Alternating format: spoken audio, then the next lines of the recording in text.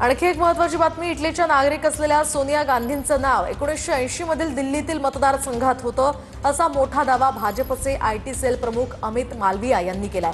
मात्र भाजपनं ट्विट केलेली कागदपत्र खोटी असल्याचा दावा आता काँग्रेसनं केलाय। 1980 साली युनियन टेरिटरी ऑफ दिल्ली हे या ठिकाणी होतं, मात्र भाजपच्या कागदपत्रात एनसीटी असं लिहिण्यात आल्याचं काँग्रेसनं म्हटलंय।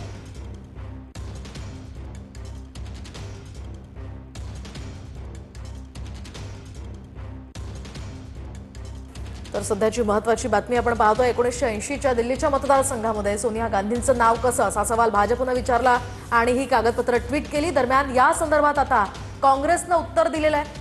ही कागदपत्र खोटी असल्याचं उत्तर काँग्रेसनं दिलंय।